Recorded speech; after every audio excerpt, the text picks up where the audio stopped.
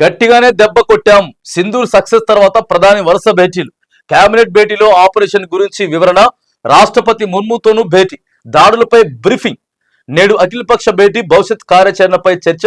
గట్టిగానే దెబ్బ కొట్టినామని చెప్పి మోదీ నిన్న సమావేశం పెట్టిండు, ప్రసంగం పెట్టి చెప్పినటువంటి సందర్భం. ఏది ఏమైనా కానీ ఇలా మోదీని అభినందించాల్సినటువంటి సందర్భం.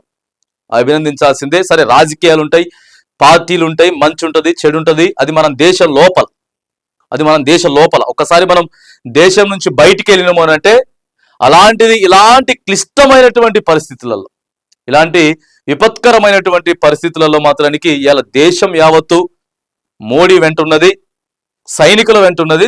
మోదీని మాత్రానికి ఖచ్చితంగా అభినందించాల్సింది. ఇక భద్రత విషయంలో తగ్గేదే లేదని చెప్పి అమిత్ షా కూడా చెప్తున్నాడు. ఉగ్రవాదాన్ని సహించేదే లేదు, ఇది మోదీ సర్కార్ విధానం.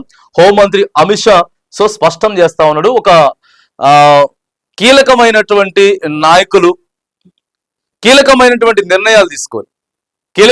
నిర్ణయాలు అయితే తీసుకొని దేశం మాత్రానికి గట్టిగా అవతల పక్క దెబ్బగొట్టి ఉగ్రవాదుల్ని హతం చేసేదానికి మాత్రానికి చాలా పర్టిక్యులర్గా, చాలా నిబద్ధతతోటి ముందుకు వెళ్తున్నారు అనేది మాత్రానికి క్లియర్గా ఇక్కడ మోదీ గవర్నమెంట్ ని మాత్రం అభినందించడంతో పాటు ఇలా దేశం యావత్తు కూడా వాళ్ళకి సపోర్ట్ చేయాలి.